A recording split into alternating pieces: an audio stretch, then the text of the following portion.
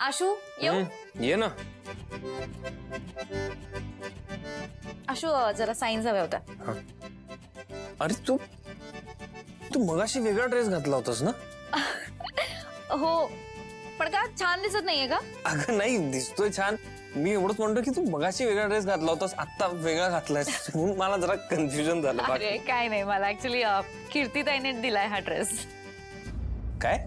अरे ती मला म्हणाली ट्राय करून बघ, आणि मग काय छान दिसत होता, मग म्हणाली राहू दे तुलाच. अवघड आहे. तुला नोबेल प्राइज दिलं पाहिजे. का ड्रेस घातला म्हणून? नाही नाही, ड्रेसचं नाही काही, तू कीर्तीताईने तुला गिफ्ट दिला ड्रेस म्हणून. काय काय आशू, तुला माहित नाही, कीर्तीताईला इम्प्रेस करणं खूप अवघड आहे. घोर तपश्चर्या लागते त्याला.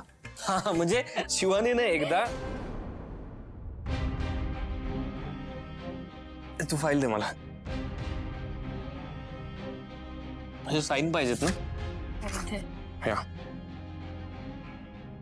आशू ऐक ना, मी काय म्हणते, तू इथे इथे बसत जाऊ नकोस. तू काम कर ना, तू ऑफिसला ये ना. म्हणजे कसं ऑफिसला आलास की तुला असे विचार पण काही येणार नाहीत. बरोबर आहे तुझं. उद्यापासून येतो मी ऑफिसला. ये नक्की ये. हा हा येस. नेहा ऐक ना, मला सांग, मी चुकलोय का? माझं वागणं म्हणजे.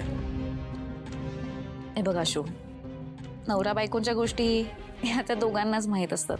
त्यात तिसऱ्या माणसाला माहीत असण्याचं काहीच कारण नाही. आणि तुला परिस्थिती चांगली माहिती आहे. हा पण मी जेवढं तुला ओळखते ना तेवढं मला माहिती आहे तू उगाच नाही चिडणार.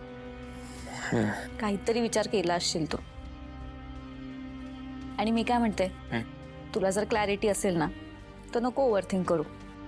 हा नेहा, हा इकडे ये ना जरा. तिथे बोल. हा ना. आशू काय फाईल घे, न बघता साईन केलंस तू. केलेस सगळीकडे? कर. आणि उद्या ऑफिसला ये नक्की. येणार ना, येणार. बघू मला.